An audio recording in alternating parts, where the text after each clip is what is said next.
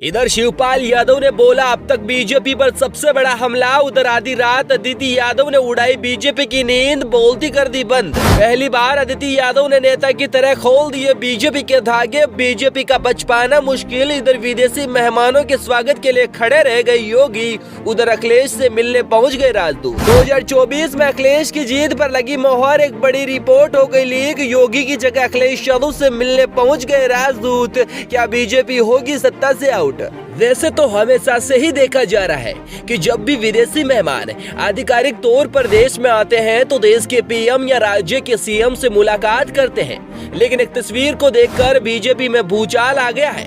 उसे देख बड़े बड़े नेता माथा पीटने लगे हैं। यूपी में सीएम योगी के रहते हुए भी राजदूतों ने योगी से मुलाकात नहीं की, बल्कि अखिलेश यादव से मुलाकात करने पहुंच गए।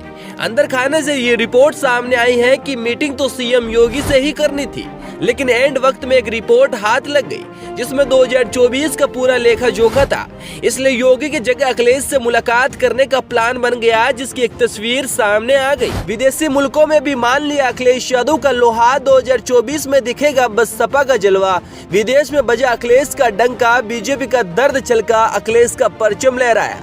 2024 के इलेक्शन को लेकर भाजपा लगातार कसरत में जुटी है, जिससे भाजपा के कुछ नेता पीछे से सत्ता का सेमीफाइनल बता रहे थे, उसमें बीजेपी पूरी तरह से चित हो गई।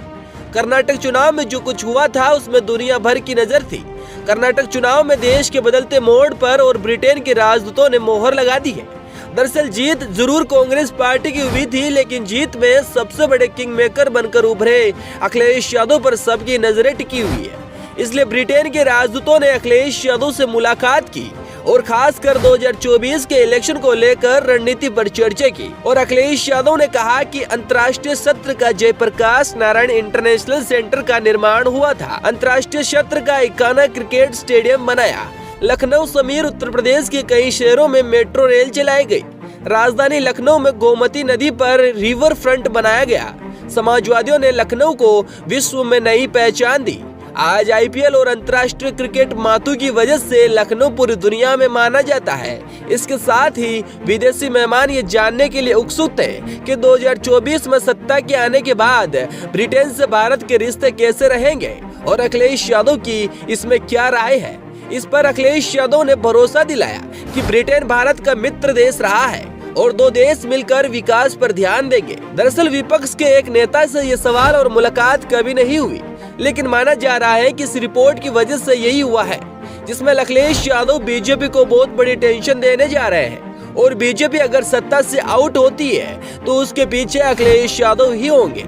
इसके बाद अखिलेश यादव का दिल्ली जाने का रास्ता साफ हो जाएगा।